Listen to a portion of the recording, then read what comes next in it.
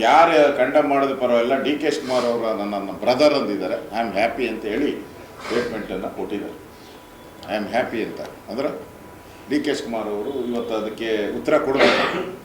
ಇಂಥ ಪುಣ್ಯಾತ್ಮನ್ನ, ಇಂಥ ದೇಶ ಏನೋ ದೇಶನ ಕಾಪಾಡೋ ಅಂಥವ್ರು, ದೇಶನ ಧ್ವಂಸ ಮಾಡೋಕ್ಕೆ ಬಂದವನು ಇವನು, ದೇಶನ ಕಾಪಾಡೋಕ್ಕೆ ಬಂದೊಂದು ರೀತಿ ಇವನಿಗೆ ಬಿಲ್ಡಪ್.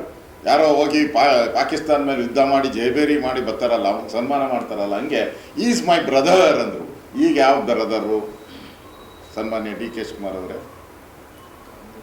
ಈಗ ಬ್ರದರ್ ಯಾವ ಬ್ರದರ್ ಅವರು ಅಂದರೆ ಕಾಂಗ್ರೆಸ್ ಪಾರ್ಟಿ ಅವ್ರಿಗೆ ಈಶ್ವರನ್ ಕಂಡ್ರೆ ಆಗಲ್ಲ, ಮಂಜುನಾಥನ್ ಕಂಡ್ರೆ ಆಗಲ್ಲ, ಅವ್ರಿಗೆ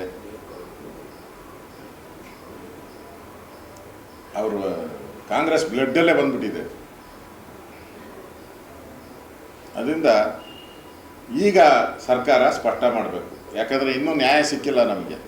ಎಲ್ಲಿ ವಿಧಾನಸೌಧದಲ್ಲಿ ಪಾಕಿಸ್ತಾನ ಜಿಂದಾಬಾದ್ ಅಂತಂತ ರಾಜ್ಯಸಭಾ ಮೆಂಬರ್ ಅವರ ಬೆಂಬಲಿಗರು, ಇನ್ನೂ ನಮಗೆ ನ್ಯಾಯ ಸಿಕ್ಕಿಲ್ಲ ಅದರಲ್ಲಿ. ಅಟ್ಲೀಸ್ಟ್ ಇದರಲ್ಲಿ ಕುಕ್ಕರ್ ಬಾಂಬ್ ಅಲ್ಲಾದ್ರೂ ಕೂಡ ಅವನು ಒಪ್ಕೊಂಡಿದ್ದಾನೆ, ಏನೋ ಸ್ವಇಚ್ಛಾ ಹೇಳಿಕೆಯನ್ನು ಮಾಡಿ ಒಪ್ಕೊಂಡಿದ್ದಾನೆ. ಇಲ್ಲೂ ಒಪ್ಕೊಬೇಕು, ವಿಧಾನಸೌಧದಲ್ಲೂ ಪಾಕಿಸ್ತಾನ ಜಿಂದಾಬಾದ್ ಅನ್ನೋನು ಅವನು ಕೂಡ ಇಮ್ಮಿಡಿಯೇಟಾಗಿ ಇದು ನಾನೇ ಅಂದಿದ್ದು ಅಂಥೇಳಿ ಒಪ್ಕೊಂಡು ಕ್ಷಮಾಪಣೆ ಕೇಳಬೇಕು. ಆಮೇಲೆ ಕಾನೂನು ಪ್ರಕಾರ ಅವ್ರ ಮೇಲೆ ಕ್ರಮ ಹಾಗೇ ಆಗುತ್ತೆ, ಮಾಡೇ ಮಾಡಬೇಕು.